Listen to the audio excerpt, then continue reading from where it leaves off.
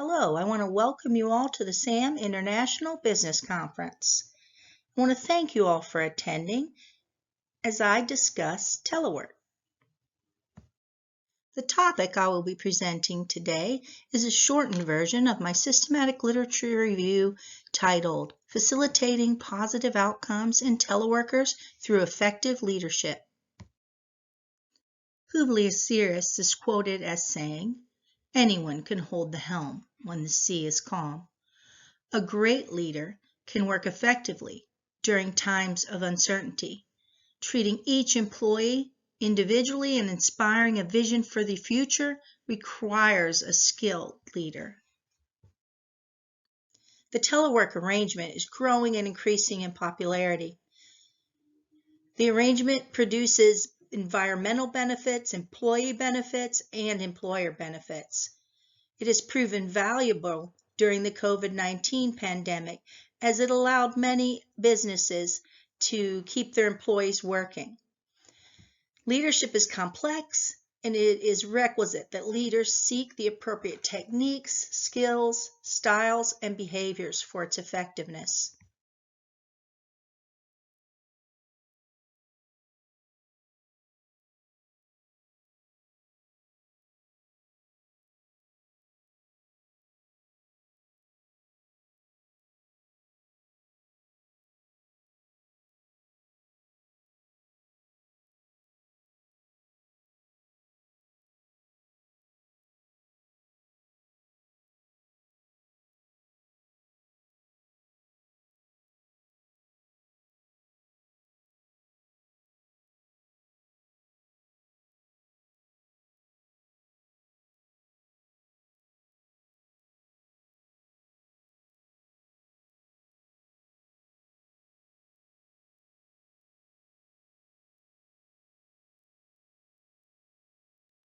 There has been an increase in the telework arrangement, partially due to the COVID-19 pandemic, improvements in technology, and increases in employees that want the arrangement. Leaders may be unsure how to lead via distance and how best to encourage positive outcomes like job performance, job satisfaction, and organizational commitment. With the increase in telework and the increase in the employees that desire the arrangement, this research has value and significance to leaders, teleworkers, educators, practitioners, and organizations. In this arrangement, communication is mediated by technology, and there's less in-person, face-to-face interaction. E-leadership can be considered technology-mediated leadership. Therefore, e-leaders must blend traditional communication with technology. The purpose of this research is to identify the best leadership style for producing positive work outcomes in teleworkers. To write my research question, I used the CMO framework.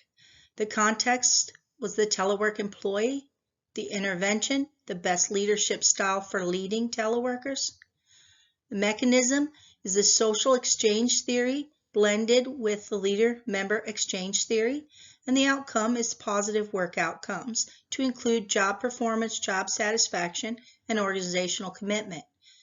My research question is, what are the most effective leadership styles for e-leaders to facilitate positive work outcomes in telework employees? I'd like to establish a few quick definitions. First of all, telework is performing any of one's work from an alternative location. E-leadership would be defined as leadership performed via distance and mediated using technology. The next and final one is the ICT, or Information Communication Technology. My scoping literature review included 4 sections: the evolution and outcomes of telework, leadership styles, leading teleworkers, and telework challenges. In the evolution and outcomes of telework, I discussed the telework history, telework in the environment, telework in the coronavirus that began in 2020, all the way down to the telework success stories. I also discussed positive work outcomes in telework in that area. For leadership styles, I talked about traditional leadership or in-office leadership. Leading teleworkers, I talked about the e-leadership and defined e-leadership, as well as transformational leadership. The telework challenges I listed as technology, telework and diversity, telework and trust, and telework and communication. These areas can all be strengths as well, but they do create challenges in the telework arrangement. For the theoretical lens and framework, a relationship-based approach that was based on the contingency theory and specifically a combination of the leader-member exchange theory and the social exchange theory was used. The contingency theory states that leaders are most effective when the style fits the situation. The social exchange theory postulates that employees look to seek balances in their work relationships. Individuals will weigh the benefits and the costs of interactions to seek interactions that will benefit them. And finally, the leader-member exchange looks at the level of connectivity between the leader and the member or the follower. The conceptual model shows that overall, this is contingency theory based. The leader and the telework employee come into the relationship with needs, beliefs, and feelings. In the leader-member exchange, the leader and the member develop relationships, either high-quality relationships or low-quality relationships. High-quality relationships produce communication, trust, and respect. This communication, trust, and respect in this high-quality relationship is good, but what do you do with it to get to outcomes? That's where the social exchange theory comes in. The benefits minus the cost equal the outcome. Therefore, a high-quality relationship where benefits are high and costs are low would produce positive work outcomes, like organizational commitment, job performance, and job satisfaction.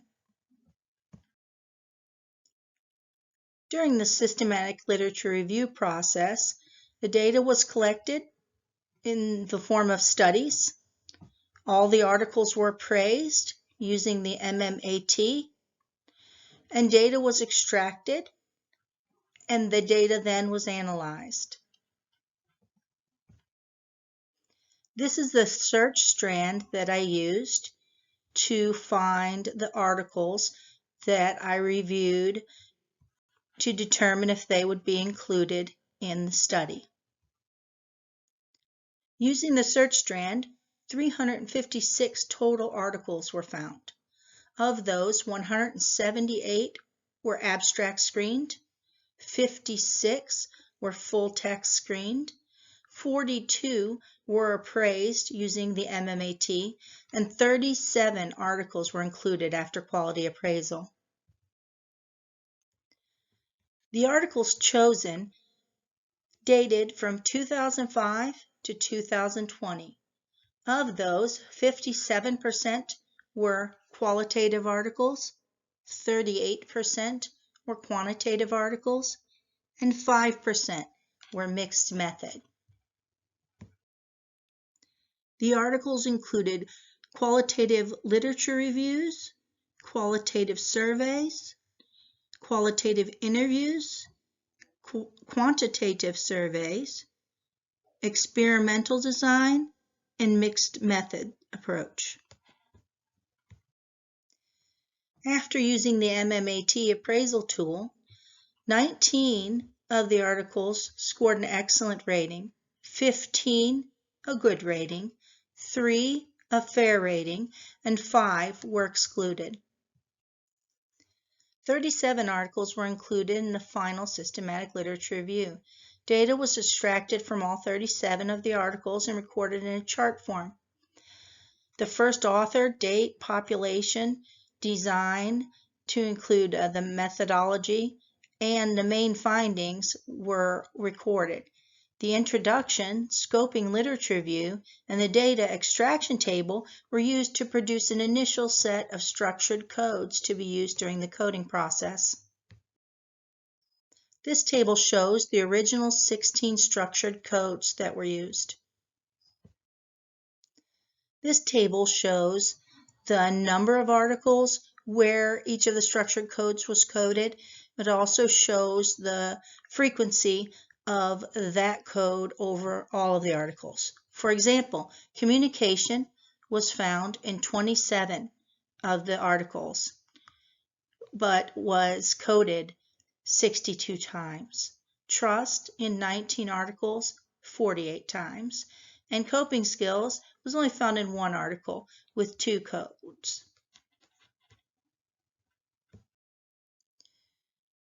During the coding process, 2 cycles of coding were used. During the first cycle, structured coding from the preset codes and in vivo coding to ensure that no codes were missed was used. During the second cycle, axial coding was used to develop themes. Each of the codes were either combined, some codes were added, and then they were sorted into categories that fit with the research question and the research variables. So we ended up with 3 different areas: leadership, behaviors and skills, and outcomes. And the codes were listed in the area in which they fit. 4 themes were developed. The first theme was e-leadership. The second, behaviors and skills. The third, outcomes. And the fourth, transformational leadership. This diagram shows the relationship between the themes and the codes themselves. E-leadership, transformational leadership, outcomes, and behaviors and skills are the 4 themes. And within this diagram, you can see where the codes fall. 4 findings emerged. Finding 1, transformational leadership style is the best leadership style for e-leaders to produce positive work outcomes. Finding 2, e-leadership is a leadership technique that uses relationship-oriented behaviors. Finding 3, e-leaders need specific behaviors and skills acquired and improved by continuous systematic training. And finding 4, e-leaders can facilitate positive work outcomes in teleworkers through transformational leadership supported by the leader-member exchange theory and the social exchange theory. Leadership implications were produced from the findings. The first one is technology. Using, choosing, and training on the right technology, because neither communication nor trust can happen without the technology. Self-leadership. Developing autonomy and self-advocacy, setting goals and limits, and coping skills. There is a need for self-leadership in the teleworker because they work alone and need to be able to perform unsupervised, and the e-leader because they need to develop their own plan for improving and adapting and becoming a better e-leader. The third one is diversity management. Having diversity and leveraging it through inclusion is necessary, avoiding confusion, miscommunication, and conflict. Not only having different people, but including all people, and leveraging their gifts, skills, and differences. Trust needs to be developed. Leaders must trust the teleworker, and teleworkers must trust the leader. This needs to be developed from communication via technology. So next is communication. The most important possibly because leadership is communication. And this type of communication and leadership is accomplished through ICT, or information communication technology. The last is transformational leadership. Transformational leaders model behaviors aimed at reaching goals while treating followers as individuals that are encouraged and allowed to think on their own, and it is dependent on relationships. Finally, the leadership implications were used to produce a set of leadership recommendations, or I should say e-leadership recommendations. First of all, establish a communication plan. Use face-to-face communication via information communication technologies, or ICTs, and in-person activities when possible. Establish and encourage systematic training of leaders. Carefully select the information communication technologies to ensure that you're using the right tool for the right job. Utilize trust-building activities.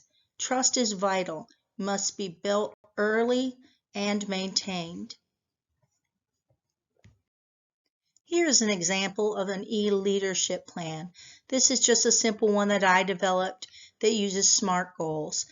The goal here is that e-leaders ensure that they're getting the training that they need, that their teleworkers are getting the training that they need, and that they have a plan for becoming a better e-leader.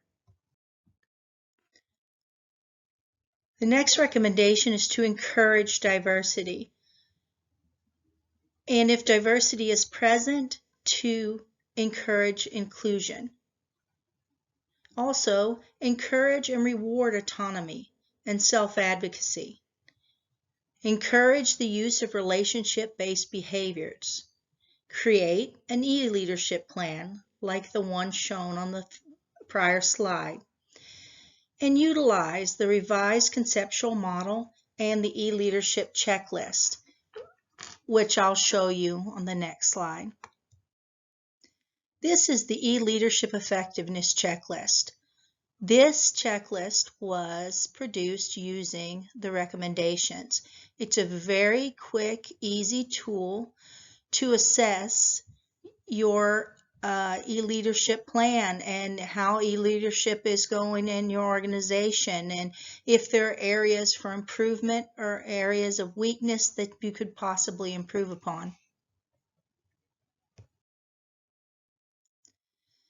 I used 2 subject matter experts during this research. I include them in every phase of the process, and they approved the revised conceptual model, the recommendations, and the e-leadership checklist. This study was not without its limitations. There were a limited number of databases used because it was performed very quickly. Only 37 articles were used. The MMAT focused only on the quality, and 1 researcher with possible bias. Finally, the conceptual framework and the checklist designed are untested. For areas of future research, I would consider the differences between a leader that is a teleworker and a leader that is on site. I would also consider the frequency of telework. If 5 days is too many, or the new model that's come out, the 3-2-2, where you telework for 3 days, you work in office for 2, and you have 2 days off. Is that ideal? I'd also explore which information communication technology is best in different situations. And one that I don't have listed here, I'd also look at the economies of telework. For example, is it all good? When a large-scale company closes down the office building and allows everyone to return home and work from home or an alternative location, then a cleaning company has lost its job, or a service provider of some kind no longer has that contract. So I would like to look into that a little bit as well. In conclusion, a relationship-centered approach, specifically transformational leadership, is best. Transformational leadership should focus on communication, trust, diversity management, and self-leadership through continuous systematic training of e-leaders and teleworkers. If you have any additional questions, you can contact me at aeven@student.umgc.edu. And again, thank you very much for attending today.